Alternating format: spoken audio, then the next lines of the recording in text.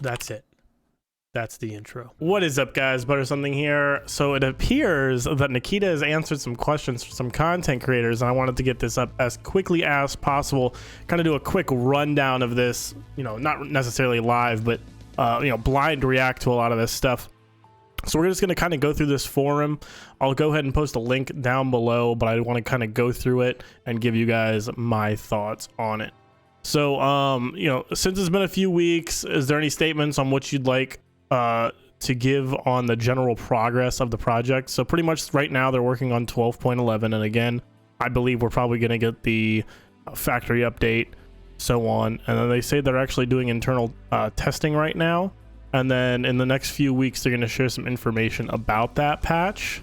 And then a large part of the team is working on Streets of Tarkov, but do not forget, Streets of Tarkov will be coming supposedly after the factory expansion, as well as after the lighthouse first iteration of that. So do keep that in mind. And they're already working on the next patch. Awesome. There's several interesting features that have been talked about recently and we're curious about. Are these still planned? You know, gas grenades, coughing while in smoke, breaches, picking locks, blowing up locked doors, flares, and night vision deterrent general light sources. Right now we're not working on any on these particular cases, so they're not really working on them, essentially. Huge list of different small medium features that we want to implement in the game. Eventually everything that you mentioned is planned to be in the game at some point. However, I can't tell you the exact time right now, but we're trying to complete adding these long-awaited features. So eventually we'll get these, not right now. I think it's going to be probably another like 2 years before we see the first iteration of any of these things, if I'm being honest, and that's at the earliest. New quests. You said recently that you're finished writing some of the quests and lore storyline based quests. Will we see any of that? Will we be seeing the daily, weekly, or time quests tied to the lore as well? No daily, weekly, or other generated quests will be. It'll be more about how you earn something, how you go about earning something in a game, I guess. So it looks like you're just gonna get stuff from earning it. So it's like daily, weekly challenges for the most part. Goods, parts, weapons, rep, and experience. Most likely they will not be linked to lore. Factions. We know the factions are going to play a major role in EFT, but will there be some form of standings system with different factions? Can you become friends with them like you can with traders? So looks like right now we are currently working on the scav reputation related to traders. So maybe this will be an initial point for us to add more reputational. Yeah, so it looks like he says reputational things related to different kinds of traders and factions. So it's possible that it might come. So the big thing about that, like to me personally, the way that I kind of read that is each trader is going to have their own like rep, so like a kind of like a karma system from like Fallout or anything like that, but also the individual like bear, USEC, and scav factions will have their own kind of things. Future weapons. Is it safe to say that all weapons seen in Contract War and Higher Ops will be in Escape from Tarkov? Not every weapon. There are too many of them, and select ones iconic weapons on the project and add them to Escape from Tarkov. For some of the weapons, we don't have the required details for modeling. So of course, they could be modeled in a simplified way, but we need all the internals of the weapons, and every single part must be modeled properly. So we're not going to get every weapon. You guys have seen the last 2 videos that I've made talking about some of the weapons that are going to be coming that are actually confirmed. If you guys want, you can leave a comment below and I'll show you guys all the stuff that could potentially be coming, and we can do a video for that as well. 11.12 is the next major patch, expected to be the factory expansion, as well as the first iteration of the scav karma system.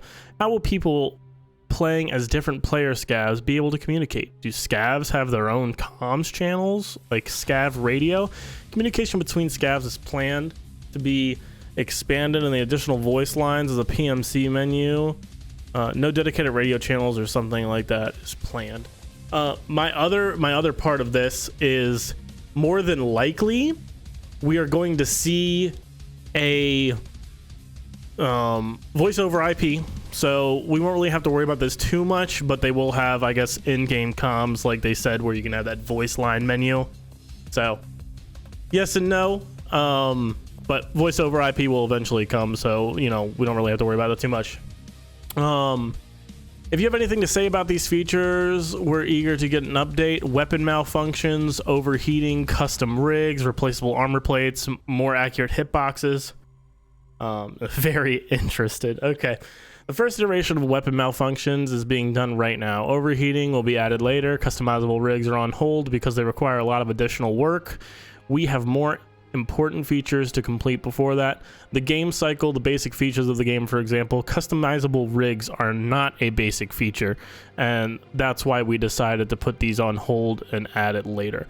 More accurate hitboxes need to come before customizable rigs, for example, because all the armor related stuff is linked to this task. So, and what he means is he's not talking about like a task like within the game or anything like that. He's talking about the hitboxes needing to be accurate so that when you have armor plates in specific spots, you are not getting, you're actually getting that accurate hit on that armor plate. So if you had an armor plate on maybe your right side of your chest and they shot you, it may not be accurate on where it hit unless those hitboxes are represented more accurately. So, maps. We are insanely excited about new locations, of course, Streets of Tarkov. And so if there's any new details you can give us regarding the progress, we'd love to hear it. If not, we are also curious about plans for other locations, lighthouse, suburbs, town terminal, expansions, factory, on the map to map travel, trains. If you'd like to share details. Right now, most of the art team are working on Streets of Tarkov location. We're doing pretty well with this. We've boosted the speed and its production, and we are working to finalize some key elements in the location and slowly getting ready for optimization process.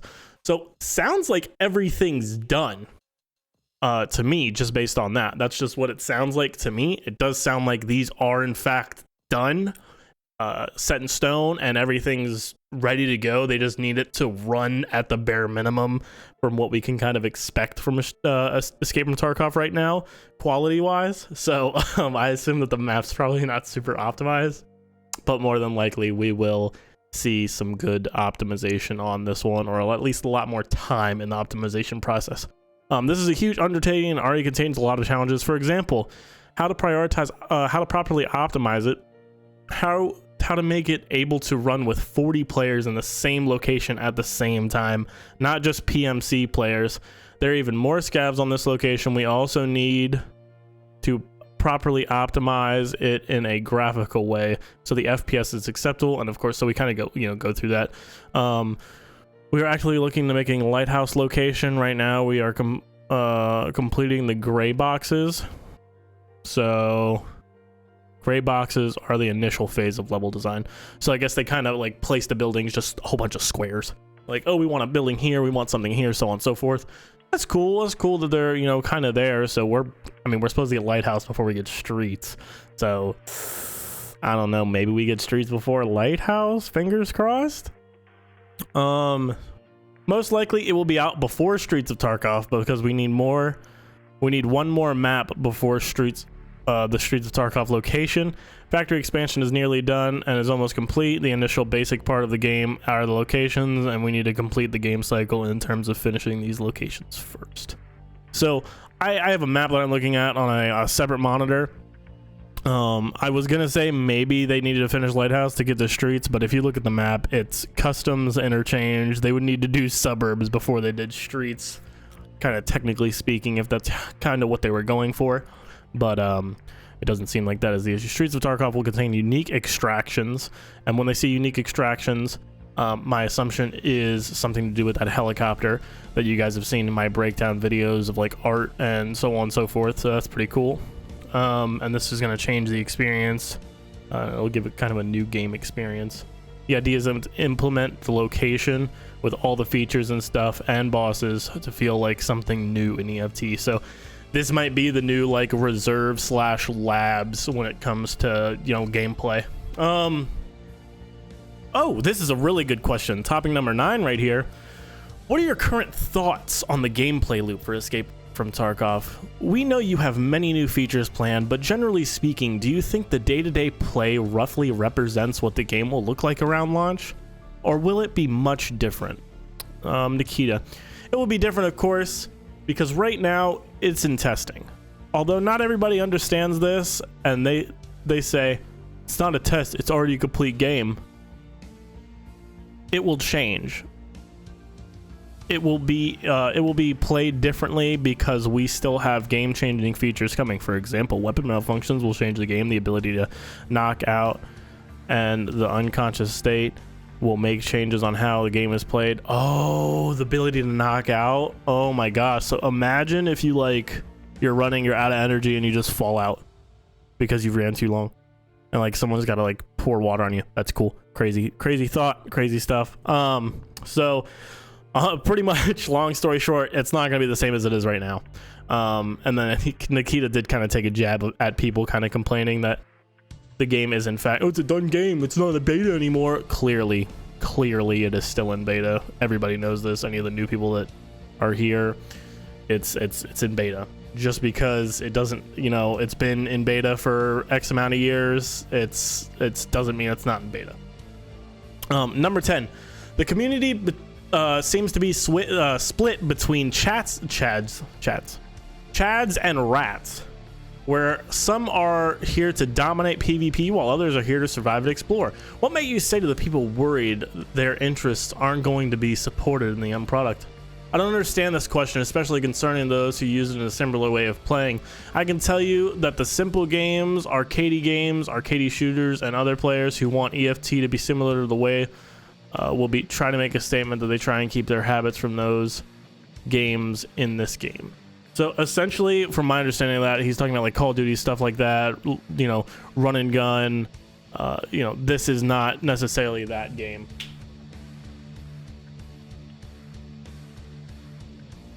That being said, however, we will kind of see, you know, kind of based on this, that it's not going to be a simple game. It's hardcore, and that's what they always say. The game is going to get harder. It's always going to get harder. It'll always stay getting harder. But he doesn't want metas. He wants metas to be like gone, and that's what he says here. So that's a pretty good question. Is there something you wanted to implement in Escape from Tarkov, but have discovered that you likely cannot due to engine limitations? Oh my gosh, Nikita. Destruction, maybe. Although it's not only linked to the engine, everything is possible. It's hard, but it's possible. Some features require a lot of work and require something to be redone from scratch, and it's not linked to some engine limitation. We have limitations, however, and we have both fought with them and are fighting with them right now, and we are winning slowly. Soon TM, my dudes. I don't think you can say that there are any cool features that are limited by the engine that we are not able to do at this time. Everything is possible, but it will require quite a lot of time, as this is impossible. So pretty much time is what's holding them back. At the end, they say, thank you very much for the questions. I hope I answered them correctly. In terms of English, of course. And then he says bye. So for the most part, a lot of good stuff in here. I'm going to be posting this down below so you guys can kind of read through this a little bit slower. I just want to do a quick breakdown of this. But a lot of good stuff, a lot of good news. I'm glad that he's kind of, you know, communicating a little bit more. And I'm hoping, you know, hopefully within the next week or two, like he said up here, I believe. Yeah, so during the next few weeks, we will share some information about the upcoming patch. So I'm hoping that maybe we get a podcast or something along those lines. That being said, this is in fact the end of the video. I do want to thank you guys for watching. Please like, share, subscribe. Definitely make sure if you guys have any questions whatsoever or any ideas for, you know, what you would want to see. Like I said earlier, I can show you guys all the guns or weapons that are in Contract Wars that I believe will probably be coming. So if you guys want a video like that, definitely make sure to leave a comment below. Thanks for watching, and I'll see you on the next one.